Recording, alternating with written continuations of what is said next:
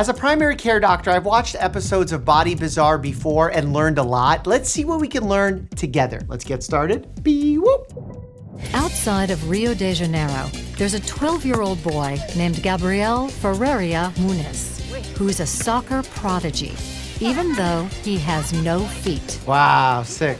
Gabriel's feet simply didn't develop in the womb, a condition called apodia, which came as a complete shock to his mother. When he came out, they lifted him up. I saw there was a part missing. I just thought I was a bit dizzy. We never thought he'd walk. The human body is very resilient. They'll figure it out. To doctors' surprise, the bottoms of Gabriel's legs naturally developed into mini feet. I'm curious what the bottom of his foot looks like from an X-ray perspective. Is there still a tibia and fibula there? Is there an ankle? Is there a calcaneal bone, like the heel bone? That positive attitude has taken Gabriel far. 2 years ago, Super Club Barcelona flew him over to Spain to meet the team, including star forward Lionel Messi. It was thrilling because I had a bunch of famous players in front of me. My heart stopped. Medically, I'll say that's probably not what happened. Looks like there's not a pain restriction from this situation. I'm sure there's some like skin irritation, but it looks like functionally he's keeping balance very well. In the northern Indian town of Ghatampur lives 8-year-old Kajol. Unlike most children, she's developed an unusual fondness for one of India's most deadly snakes. Oh. The cobra. Oh, you don't want to mess with the cobra. They're fast. They're actually pretty shy, from what I've read, that they don't really like humans. They don't bite to be aggressive. They bite out of fear. And their venom is unique in that it's a neurotoxin. So it causes paralysis of muscles. And that paralysis, if it happens to your respiratory or cardiac muscle, could be deadly. Kajol has grown up surrounded by cobras because her father is a snake catcher. To practice her skills, every day, Kajol and her brother Gulab head out into the fields. That's actually one of the most common places cobras hang out. A lot of people think it's like in the jungle, but they're actually in agriculture centers more because they like to feed on mice and the things that are running around in the fields. Kajol and her brother make their way home. Look at it, its hood is out, it's looking at her. Suddenly, there's trouble. He's biting me. He's biting me. Okay, I mean, I'm not a snake expert, but oh man. I mean, the most important thing here is getting her to a hospital that has anti-venom. Instead of taking her to a hospital to be treated, Kajol's father treats her at home, using a mixture of traditional herbal remedies that have been used for centuries. That doesn't look like a good remedy. This is putting her life at risk. This is medicine from the jungle. It has been passed down by my father. He's like rubbing superficially the venom is inside of her. She has been bitten before. It doesn't worry us anymore.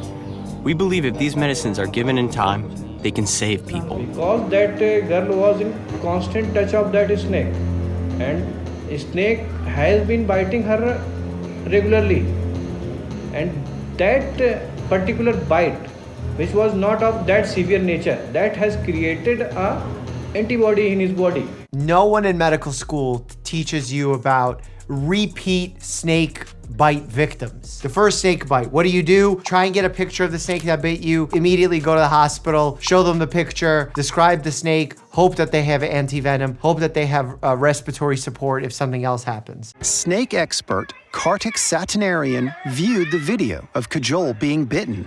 Of course she does get bitten, that's quite visible, but the bite site is indicative of teeth that the cobra has, which might have caused the wound and caused the bleeding, but that does not mean there's any fangs to actually inject the venom in. What? From the way she's handling the cobras, it's quite clear that they're all defanged. The venom glands are possibly also certainly removed. What? So it's a scam? It is illegal to own snakes without a license. It's also against the law to defang them. Like snake charmers pretending to hypnotize and tame cobras, Kajol and her father may be guilty of stretching the truth to promote the family business. Wow, that's so messed up. And I'm sure that's not a kind process. I felt like we called a lot there. The first scene, I was like, look at that thing, it's about to bite, and then it bit. Snake Ponzi scheme. 2-year-old Aldi is from a small fishing village on the large island of Sumatra in Indonesia. Was he smoking? Why is the toddler smoking? They say he started smoking at just 18 months old. Aldi started to smoke by stealing cigarettes from his grandmother. He stole one and ran away with it. How did he know how to light it as an 18-month-old? That's not true. That's like passing the buck on. Dr. Kak Sito believes the best way to cure Aldi's cigarette addiction is to refocus him on age-appropriate activities. Yeah, not smoking cigarettes. I mean, one of the more dangerous aspects of this, obviously, the respiratory and cardiac situation is dangerous long-term, but because his frontal lobe is very, very much still developing, in fact, it develops into the mid-20s, if it's exposed to substances that are quite addictive, that can cause more addictive behaviors down the line. That is why smoking, gambling, drinking alcohol, all of these products are age-restricted because of the development of the frontal lobe. Giving up cigarettes was certainly a major step forward for Aldi, but his family is now concerned about how much weight he's gained. They worry he may have replaced one addiction with another. That sometimes happens, and that's exactly why I was concerned. The doctor is concerned about the effect smoking has had on Aldi's respiratory system. From his x-ray results, it shows he has an infection in the lung. He has pneumonia right now without a fever, without any other symptoms? The results show that he may have lung tuberculosis.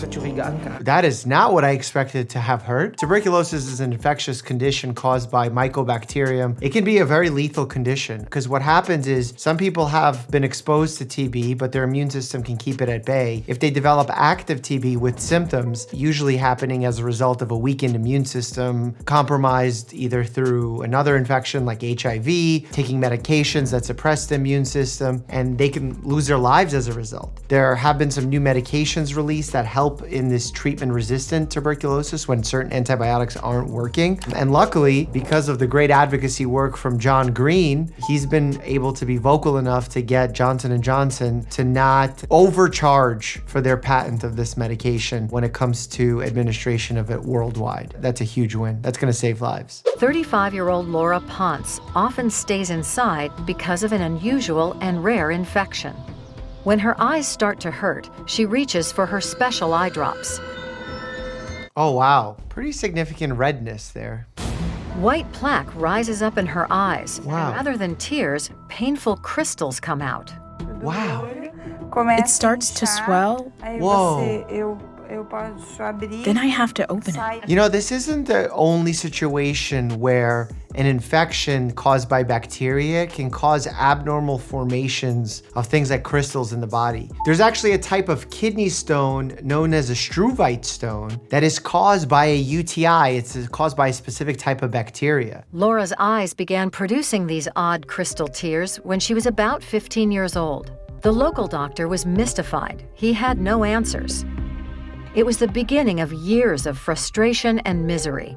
They'd say it was conjunctivitis, and I would leave disappointed because I knew that wasn't it. Yeah, conjunctivitis is much more benign than that, and the discharge would form overnight. It would be yellowy, maybe watery if it was viral or allergic based. If it's bacterial, you could have a little bit of yellow drainage, but the way that that's forming does not look like conjunctivitis. Laura brought along a jar of her hardened tears. So I asked her, how long did it take to get that? And she answered, one morning. For those plaques to form so fast, there could only be one explanation. It must be chemical. I don't know if that's an explanation exactly. In Laura's case, the cornea surface can secrete keratin. This keratin, together with other component, causes the tear's crystallizations. And to help manage her condition, he's given her some new eye drops.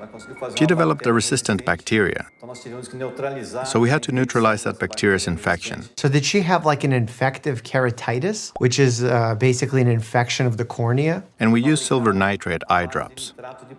I'm now using these eye drops, cleaning it well, and just taking better care of my eyes. Wow, that's incredible that was the simple solution. I think these days, with the fact that the world is so interconnected, doctors can find answers to rare questions in a more simplified approach. Because imagine when you don't have the internet, you're gonna look at textbooks to see if you can find a case study of this specific ailment. I mean, that could take ages. It happened 29 years ago. I was 25 years old. She went to pick the potatoes, and from that moment, the poisoning started, and it kept increasing. The poisoning? To Juana's shock, her hands, feet, and face swelled up. She must have had some sort of angioedema, which is like a massive allergic response to something. And over the following years, she became intolerant to a wide range of household chemicals. Doctors told her that she had a chronic condition called multiple chemical sensitivity. Multiple chemical sensitivity is like a very questionable diagnosis these days, where not everyone in the medical community agrees that it's due to a physical cause. There's some thought that this is more of a psychological condition leading to physical symptoms. In Juana's case, it frequently provokes an instant respiratory reaction. No one knows for sure why some people have this condition. Maybe she has some sort of mast cell activation. The mast cells are sort of the allergy cells in the body. They can get overactivated, and it's almost like an autoimmune condition, but through allergy. We had to take her outside, as there was no ventilation. She fell into a coma. She was feeling really bad. Maybe that's because you're not letting her breathe in that bag. What is that? For the last 7 years, I've been living in this room. To come inside the house, my husband has to now leave his clothes outside. If anything gets on him, he can't come into my bedroom. Something is questionable here, because just because he removes his clothes doesn't mean he removed every substance that's on his body from the outdoors. His hair carries it, his skin carries it, his mouth from the food that he ate earlier. But hope might be just around the corner. Juana leads a campaign with similarly affected people, advocating for the development of special face masks. It could be made of organic materials so that there's no plastic. But is it plastic that's the issue? I mean, she was peeling potatoes. Someday, I'm going to be free, and I'm going to escape from this prison. Very interesting condition. I would love to know more and speak with an immunologist about that. Doctors used to recommend some pretty unbelievable things as treatments. Click here to check that out, and as always, stay happy and healthy.